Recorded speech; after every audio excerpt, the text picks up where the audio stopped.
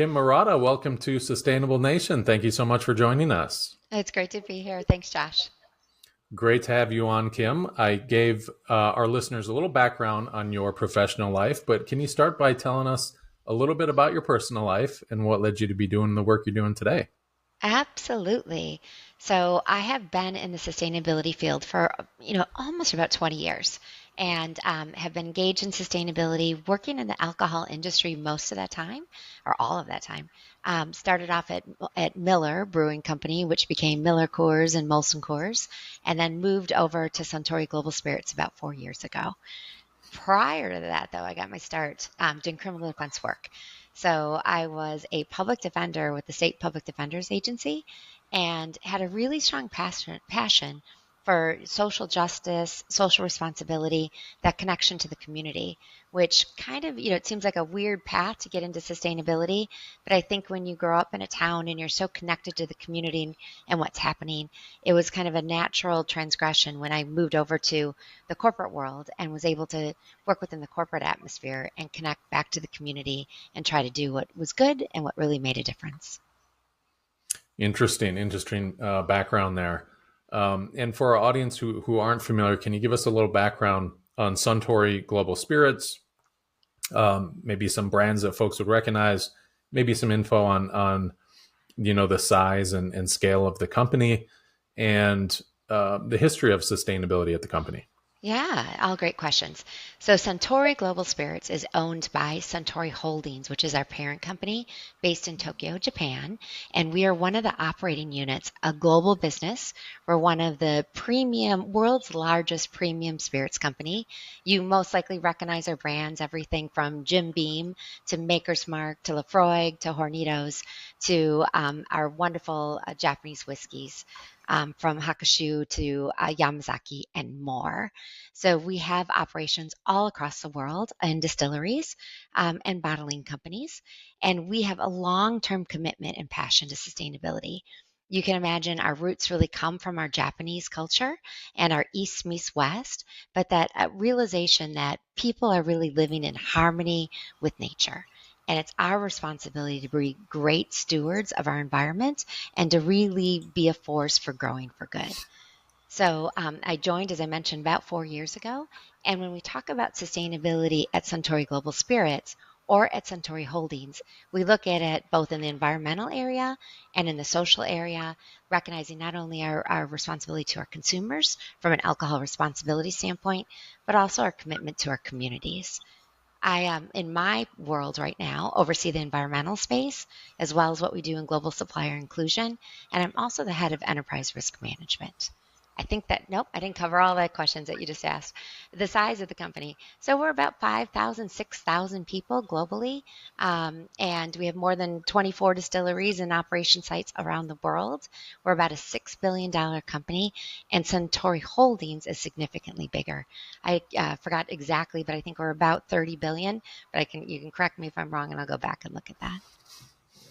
Great.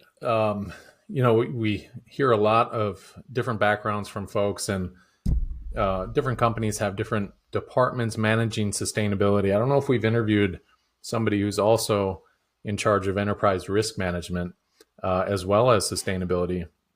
So that's interesting. Tell us about that and kind of the intersection of sustainability and risk in an industry like yours.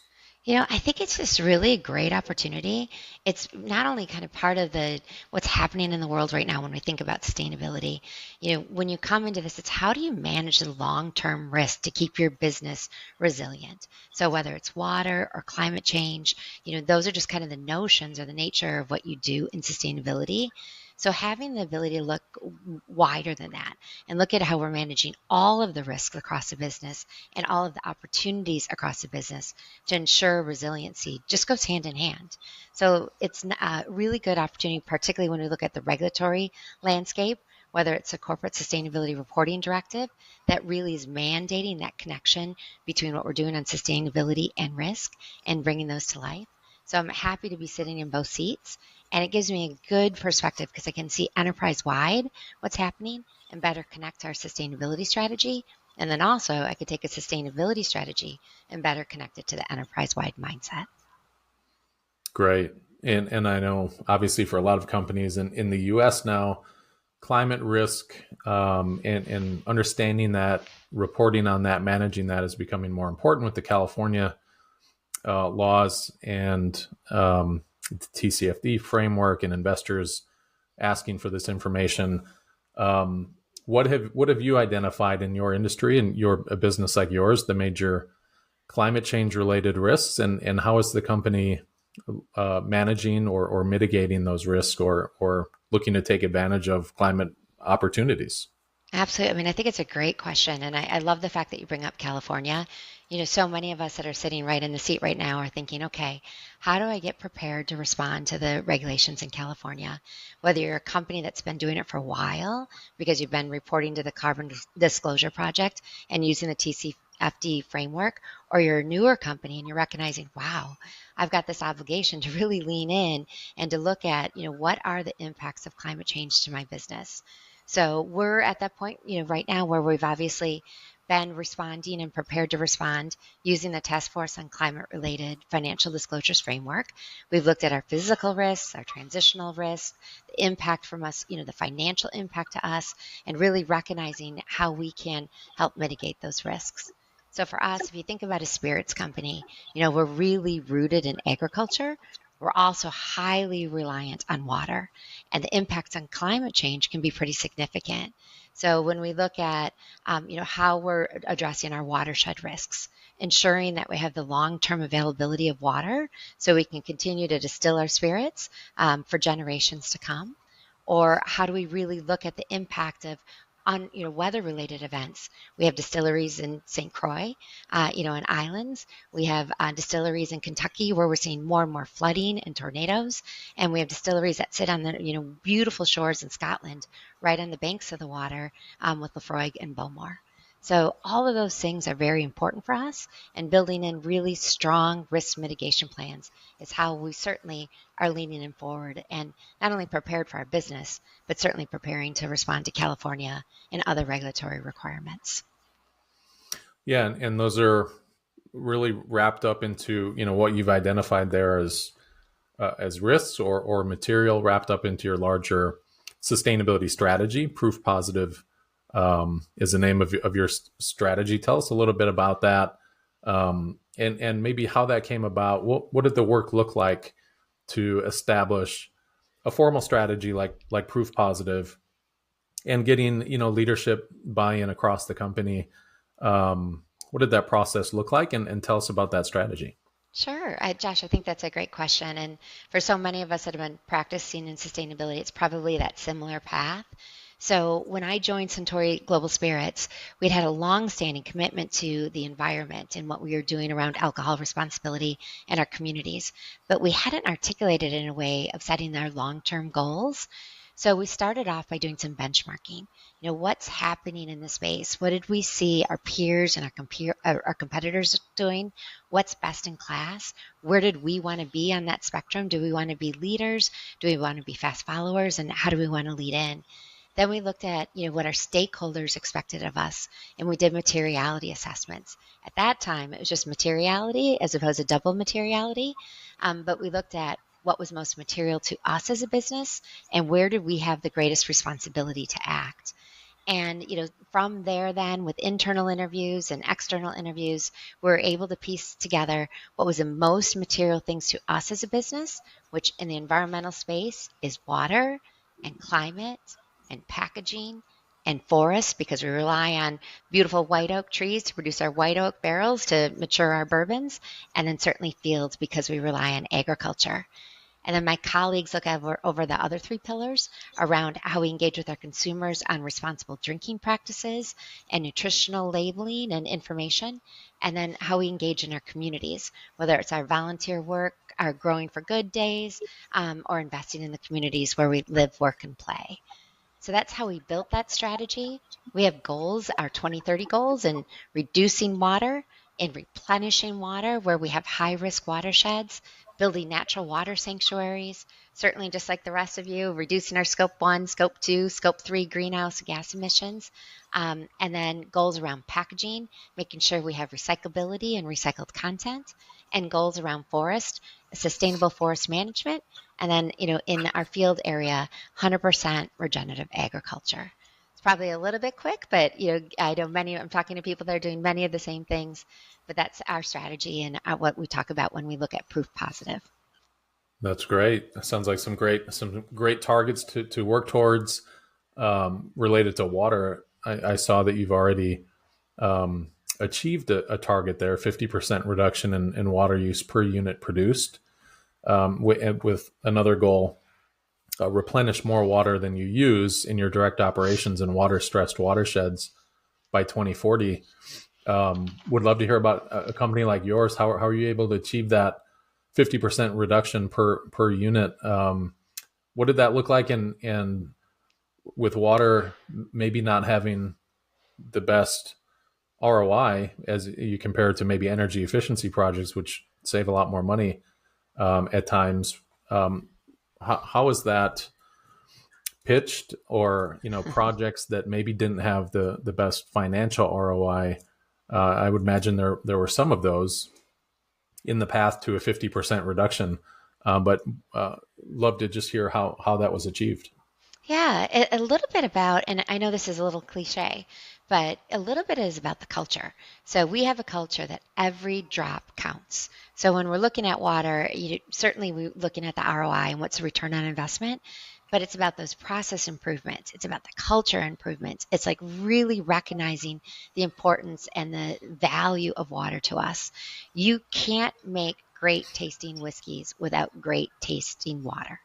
And it's even more than that. If you look at the history of bourbon or the history of tequila or the history of scotch, all of our distilleries, not just most, but all of our distilleries are located in areas where the water was important, where we had really high quality, pristine water.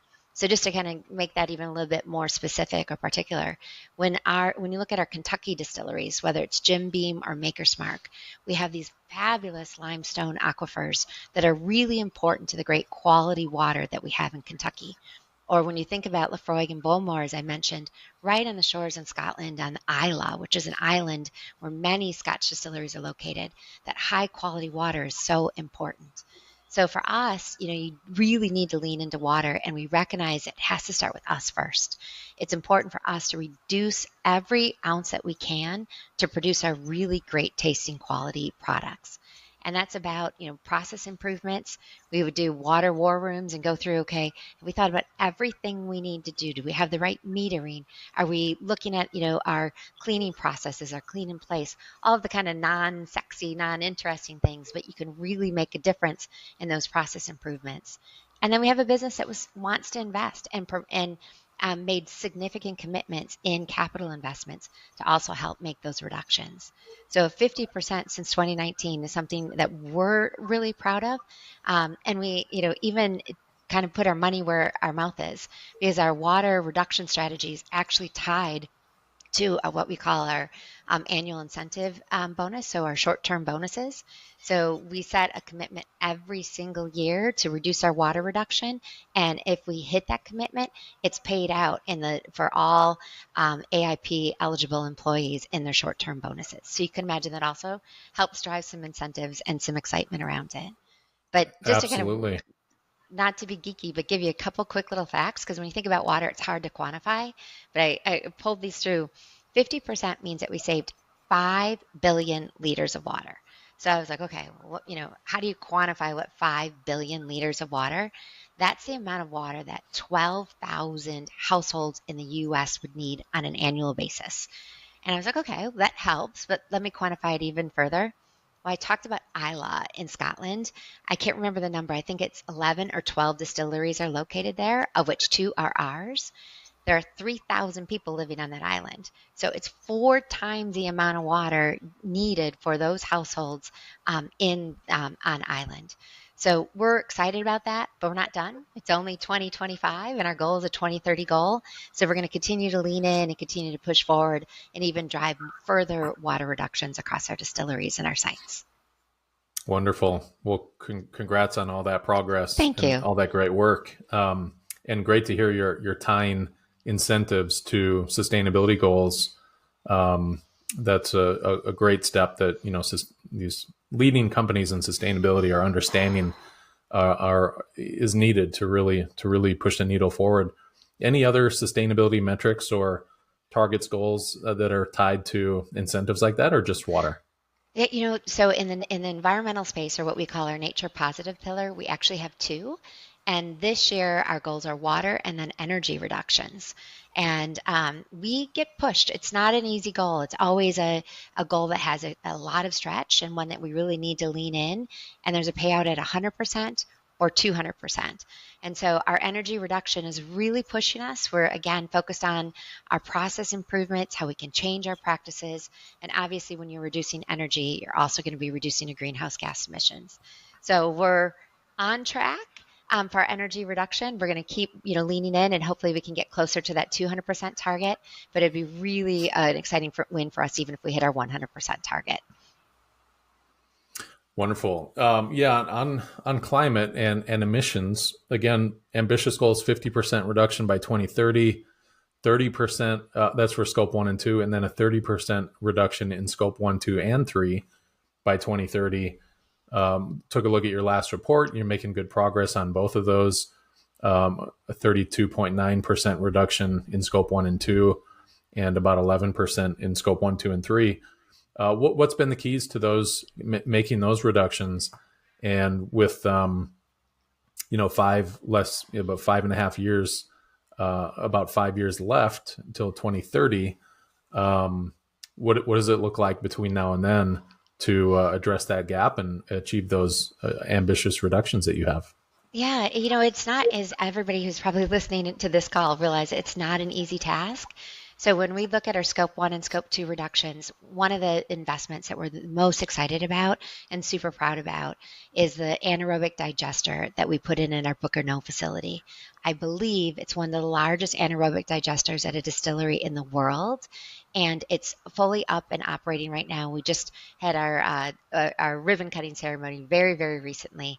So we'll start to actually see some of those reductions in our numbers, but we anticipate that it will reduce our greenhouse gas emissions by at least 50% at that distillery. We also, though, have really great benefits because we produce stillage, and we can use that stillage in our anaerobic digester, and we'll get fertilizer that we'll be able to provide to our farmers and growers in the area that they can actually use on their crop. So it's a really great circular investment, and one that will drive a lot of opportunities. We also are 100% on our scope 2 emissions. We currently buy renewable electricity credits. So we have reduced our scope 2 emissions down to 0%.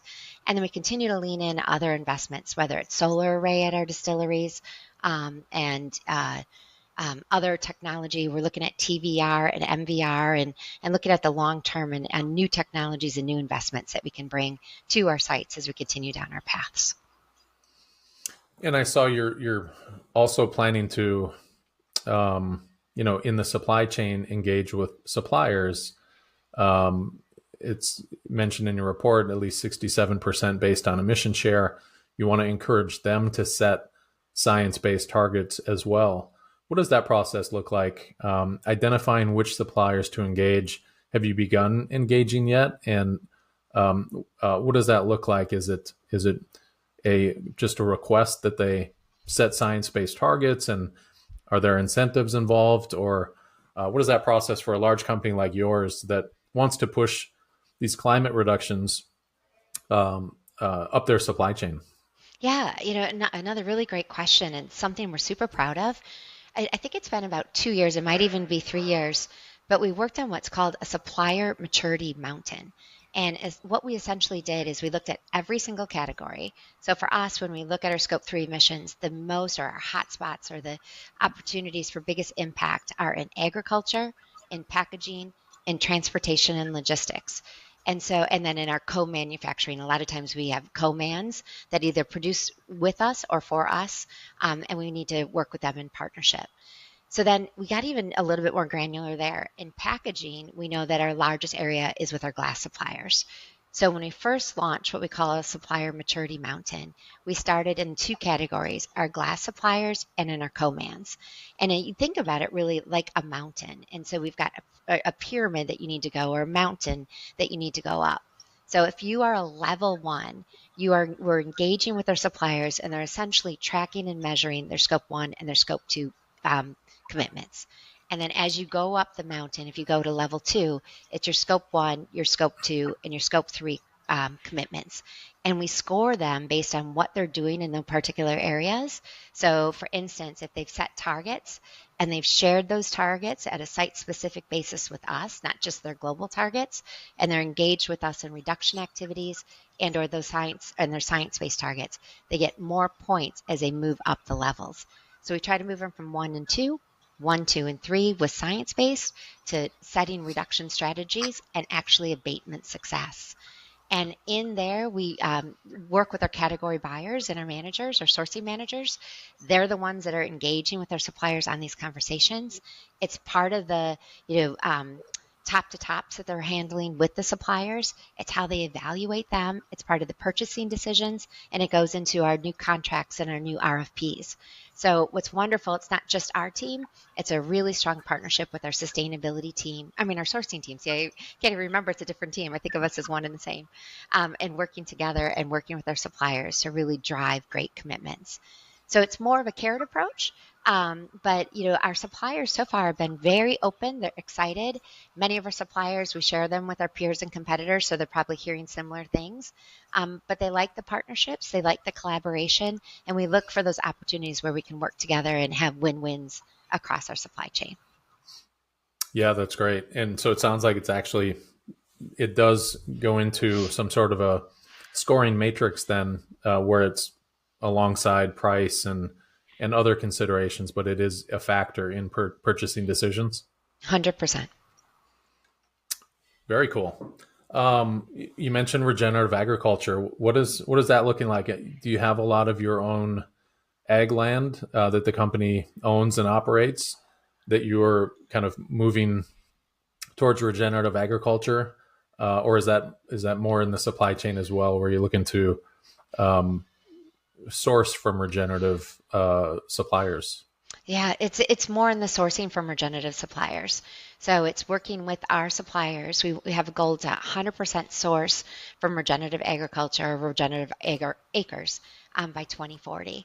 So it's partnering with corn growers or barley growers or wheat growers and rye and putting in regenerative practices with them. It's an exciting part of what we're doing, and it's a really fascinating part. And we've had, started from pilots, and now we're at that part where we're trying to scale them up, bring in more partners, more land, and more acres. And overall, seeing really great results, investing in farmers' livelihood, having better practices, better soil. And we're testing it right now because we believe we're also getting better quality raw materials that are really enhancing our products as well.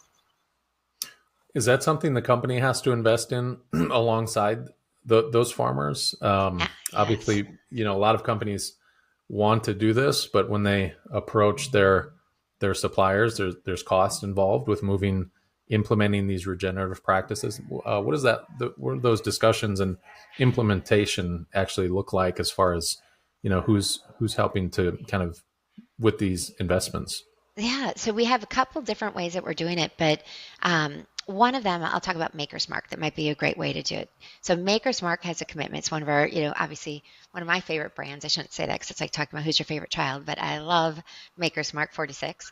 And Maker's Mark has a strong passion for being a force for good. So Maker's Mark has made a commitment to be 100%. They use a third party called Regenified. So 100% Regenified certified in their raw materials. And they currently have reached that status with their corn and their wheat, and then they're working on barley. And so what does that mean is that they're investing alongside their farmers, whether it's investment in cover crops or investment in training. They work with Understanding Agriculture, which is also a third party to bring in practices, work with the farmers, talk about conservation, do education, and really be a partner that can help invest. They've also made a commitment to, it's called the Regenerative Alliance, and they've committed to bring other partners in to actually achieve 1 million regenerative agriculture. And that's also investment with farmers, with growers, with restaurants that do farm to table, and bringing others into this regenerative alliance. So it's a really great, put your money where your mouth is and produce a better product and look at regenerative agriculture, but also be a solid investor and invest in the livelihoods of your farmers. Sounds great. Kim, this has been really great getting to know you and learning about the work being done at Suntory. Really appreciate what you're doing there. Congrats on all the progress the company is making. Thank you for joining us, and thank you for making the world a better place.